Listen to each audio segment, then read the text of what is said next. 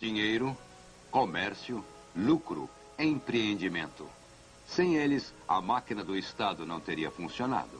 E quase todo esse dinheiro foi feito aqui, em lugares como Veneza, Antuérpia, Amsterdã, onde a liberdade era valorizada e nosso mundo moderno nasceu. A ascensão das cidades comerciais, em a tradição ocidental.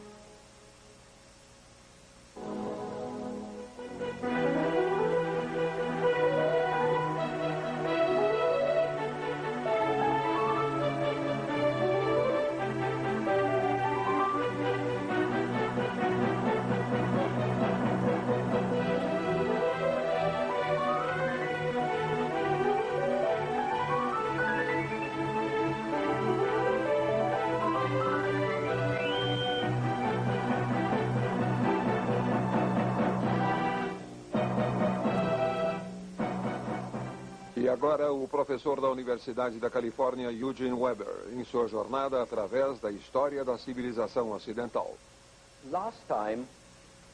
Na última vez, estudamos alguns dos fatores políticos e religiosos em ação nos séculos XVI e XVII e até vimos um exemplo detalhado de como a longa experiência do controle romano 1000 anos antes ainda estava gravado na face da Europa, no local dos estados católico-romanos. Hoje eu gostaria de sugerir uma outra estrutura básica, que não é política nem religiosa, mas geográfica e econômica. Em 843, os 3 netos de Carlos Magno assinaram um tratado que dividiu o império entre eles. E o Tratado de Verdun deu a um irmão o oeste, que hoje chamamos de França, e o outro, o leste, mais ou menos a Alemanha. Mas o outro irmão, o mais velho, o que ficou com a coroa imperial, recebeu uma longa faixa de terra que ia dos Países Baixos até a Itália. E por se chamar Lotário, essa terra foi chamada de Lotaríngia. A Lotaríngia parece terrivelmente artificial para um estado e impossível de defender. E, na verdade, não durou muito tempo. Mas se olharmos de novo, veremos que reflete uma realidade geográfica e econômica. Vai do Mar do Norte até o Mediterrâneo e inclui os maiores centros econômicos e as principais linhas de comunicação entre eles. O Reno, as passagens dos Alpes e, é claro, a Itália. E no século XX vai se tornar a espinha dorsal da economia europeia. Portanto, fiquem de olho nisso. Quando o comércio europeu reviveu na Idade Média, esse renascimento foi ancorado por 2 extremidades do que fora uma vez o reino da Lotaríngia, os Países Baixos e a Itália.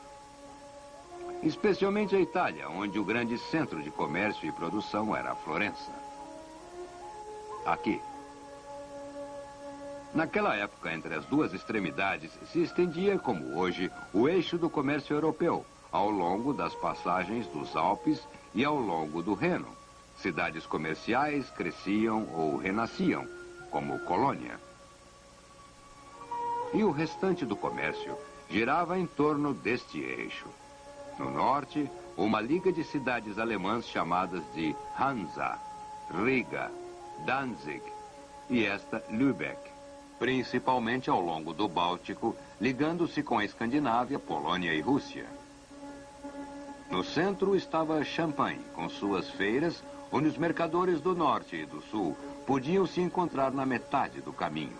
Lyon, entre Rhône e os Alpes, e Augsburg, entre o Danúbio e o Reno, e também perto dos Alpes.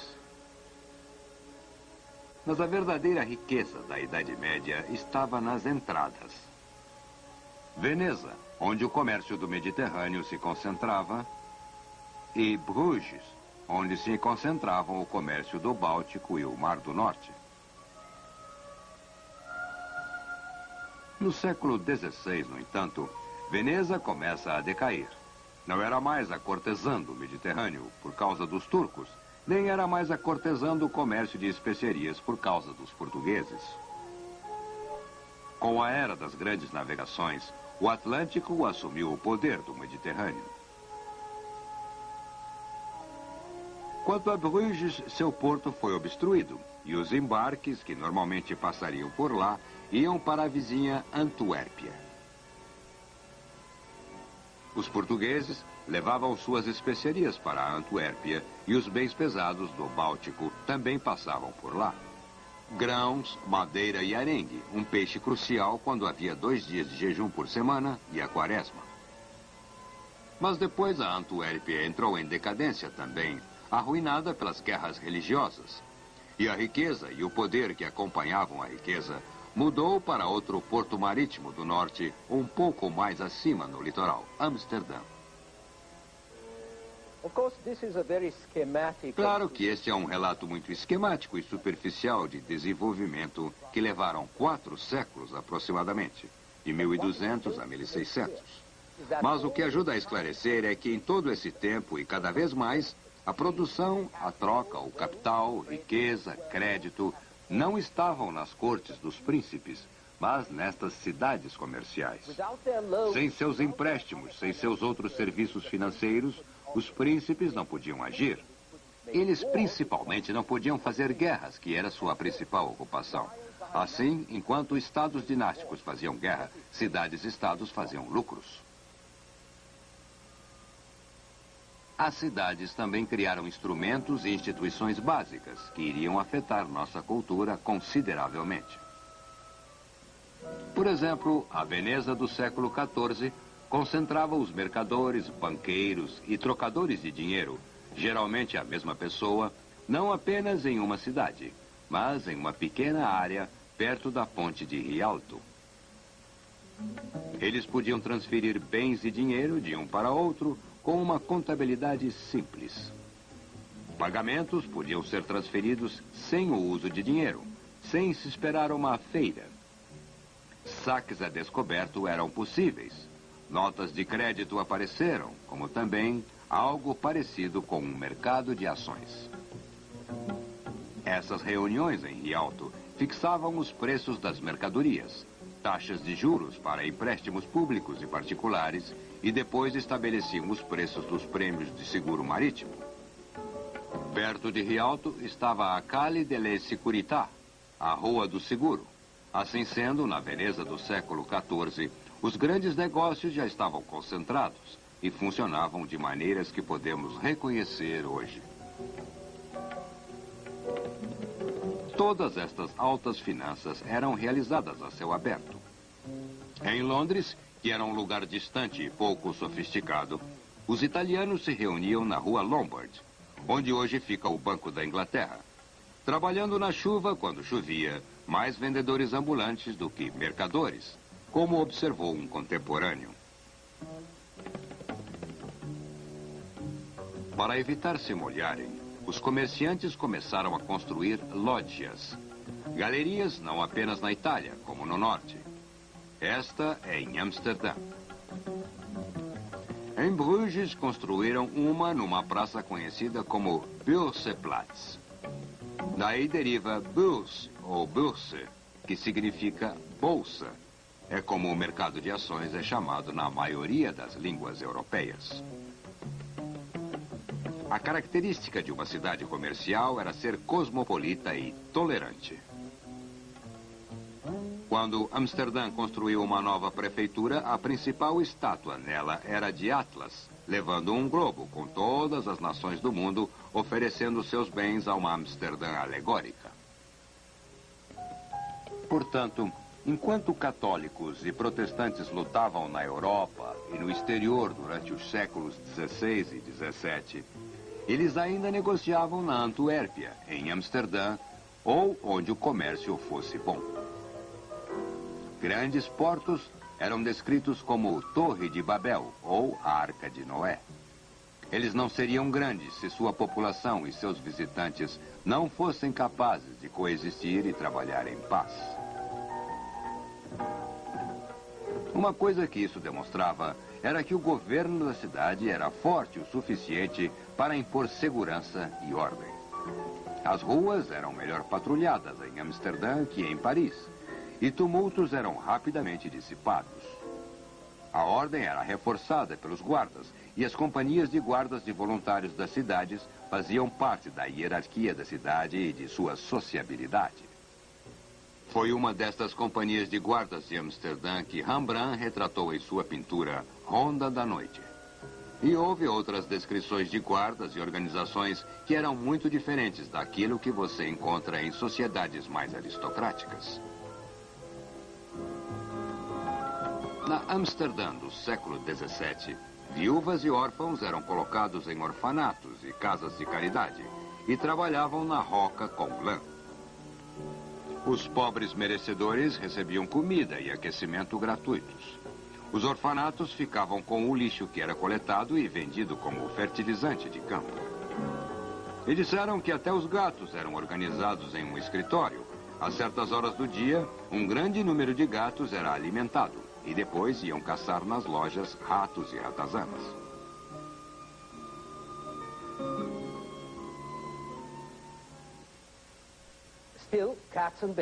Ainda assim, gatos e mendigos não eram prioridade, e sim ganhar dinheiro. E grandes negócios tinham projetos tão grandes como as nações-estados.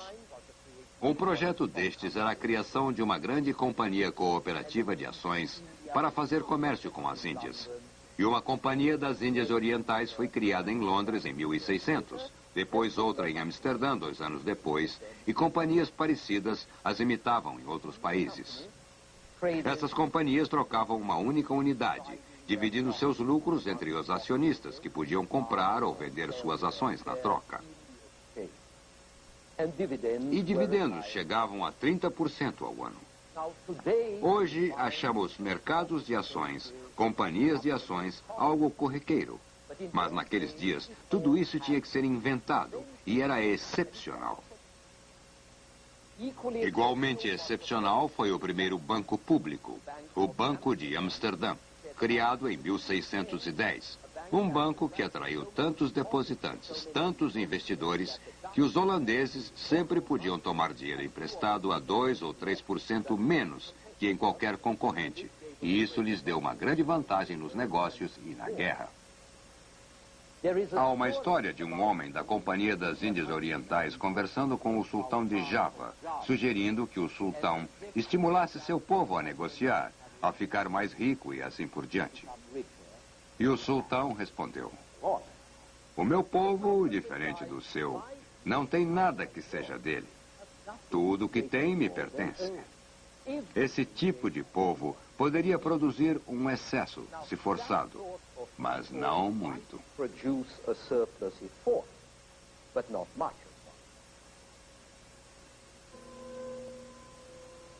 Mas se a primeira prioridade das cidades era fazer dinheiro, a segunda era a liberdade. Não liberdade pela liberdade, mas liberdade para tratar de seus negócios, fazendo o que quisesse, contanto que não perturbasse a ordem pública. Esse milagre de tolerância era encontrado onde o comércio fosse dominante. Na Amsterdã do século XVI, os pastores calvinistas pregavam contra as prostitutas e judeus, mas o conselho da cidade os ignorava. Eles toleravam os judeus e seus centros como toleravam os católicos, não por algum ideal, mas porque a tolerância trazia comércio, talento e capital. Havia outro aspecto das cidades que era moderno e era seu elemento de exibição.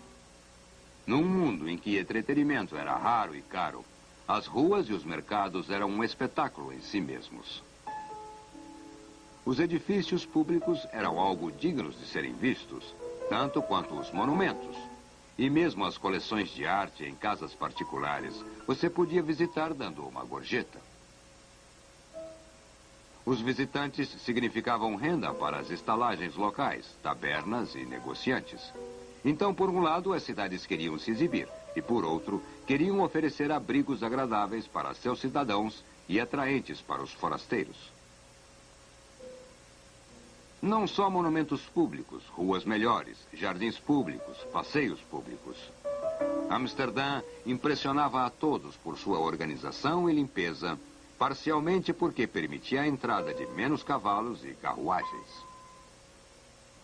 Roma, cuja principal fonte de renda era a peregrinação, dava muita atenção à exibição, ainda que nem tanto para a limpeza em suas grandes igrejas e monumentos esplêndidos. Nos banquetes e diversões, as peças, lojas e abrigos serviam à população de turistas, peregrinos e padres, talvez a população mais cosmopolita da Europa.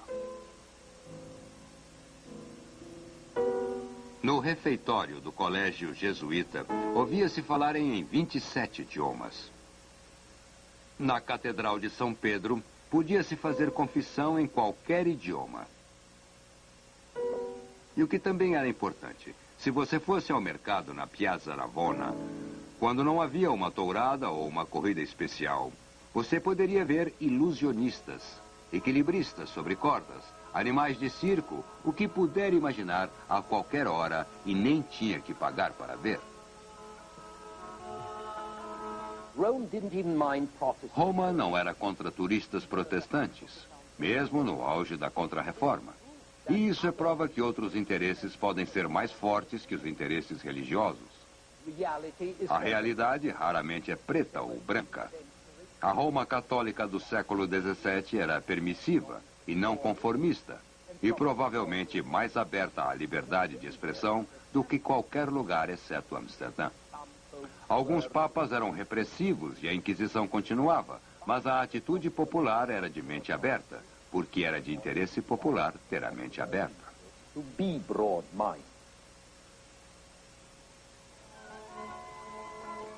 Só por ter tanto em comum, de certa forma é instrutivo comparar Roma com Amsterdã. Amsterdã voltou-se para o comércio. Tudo se concentrava nisso. Não havia monastérios, castelos, universidades, e as igrejas eram bem modestas. As casas não tentavam proclamar ou refletir a riqueza de seus donos.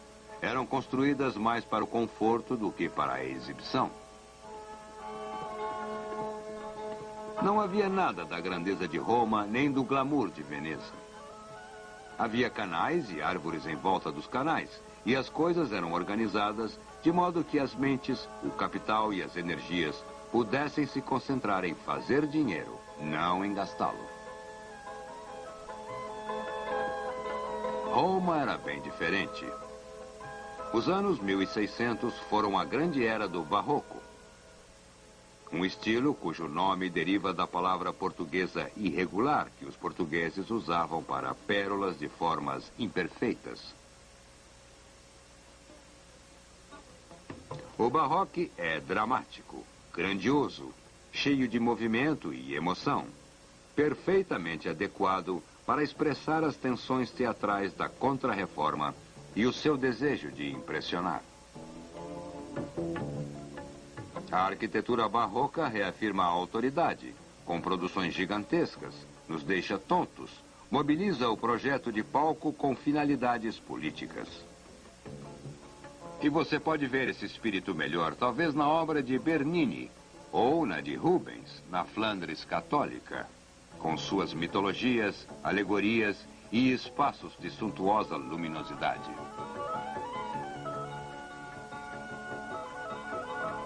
O oposto do discreto realismo de um pintor holandês do século XVII, como Paul Porter, ou a silenciosa falta de artifícios que tem numa pintura de Vermeer, incrivelmente luminosa, mas perfeitamente realista.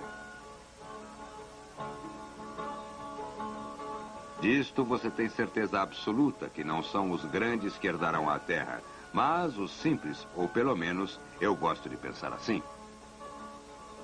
As altas figuras da ciência do século XVII eram homens de origem modesta. Galileu era filho de um músico. Newton era filho de um fazendeiro, e ambos estão ligados pelo fato de que Newton nasceu no mesmo ano em que Galileu morreu.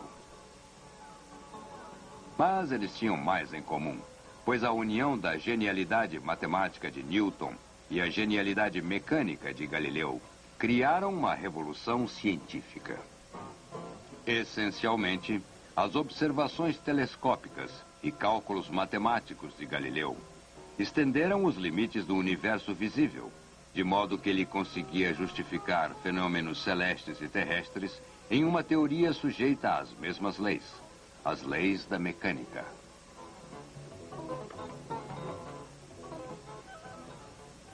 Newton, pode-se dizer, levou o trabalho de Galileu a uma conclusão lógica quando elaborou a lei da gravidade, a qual deu o nome a partir da gravitas romana, ou peso, uma lei que explica o movimento de todos os corpos, tanto na Terra como no céu. O Papa Alexandre escreveu seu epitáfio. A natureza e as leis da natureza estavam escondidas na noite, e Deus disse: que exista Newton, e tudo tornou-se luz. Essa era de grandes e sangrentas guerras religiosas foi também uma era de luz. Na arte, que nos fascinou com pintores como Rembrandt, Vermeer, até Georges Delatour, e também tivemos intuições, como o telescópio que Galileu desenvolveu, foi inventado na Holanda, assim como o microscópio.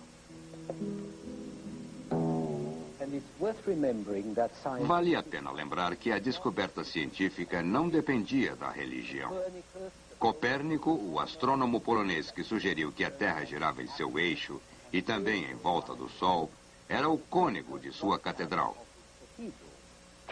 Kepler, o alemão que descobriu que a Terra e outros planetas giravam em torno do Sol em órbitas elípticas, era um luterano inconformista, que, apesar disso, era um alto servidor do sagrado imperador romano, porque o imperador Rodolfo não ligava, contanto que fosse um bom mágico. Galileu, que se encrencou por apoiar a teoria de Copérnico de que os planetas giram em torno do Sol, foi, por um bom tempo, um membro de boa posição na igreja. E o problema de Galileu era muito sério, porque ele mostrou que o céu não era diferente da Terra. A Lua tinha furos, o Sol tinha manchas e assim por diante. Suas observações estremeceram o que era considerado uma diferença básica entre o céu e a Terra. Se os objetos celestiais não eram imutáveis e perfeitos, onde então estaria o reino de Deus?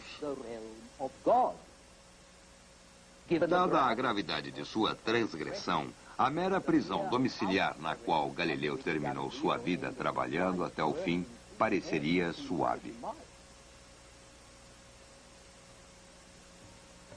Nem o racionalismo era um monopólio dos protestantes. Foi o Papa Gregório XIII que, em 1582, promulgou o novo calendário melhorado que ainda usamos e chamamos de calendário gregoriano.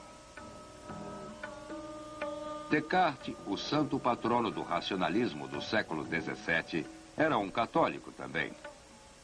Ele cunhou o famoso axioma: penso, logo existo. E achou mais econômico se conformar com a religião e pensar em outras coisas. Mas ele também achou mais conveniente passar sua vida na Holanda protestante. Portanto, havia uma diferença. Um grande admirador de Descartes foi Spinoza, que cresceu em Amsterdã, filho de refugiados judeus da Inquisição portuguesa. Spinoza foi excomungado pelas autoridades judias por ter opiniões hereges.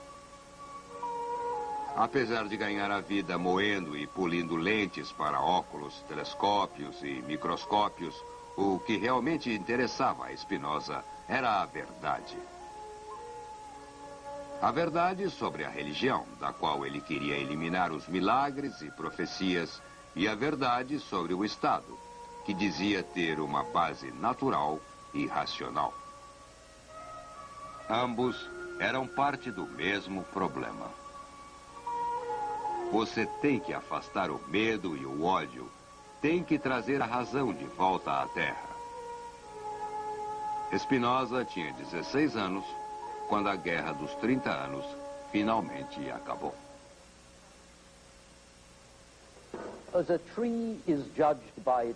Como a árvore se julga pelos frutos, como disse Spinoza, do mesmo modo os homens e as instituições devem ser julgadas por suas ações.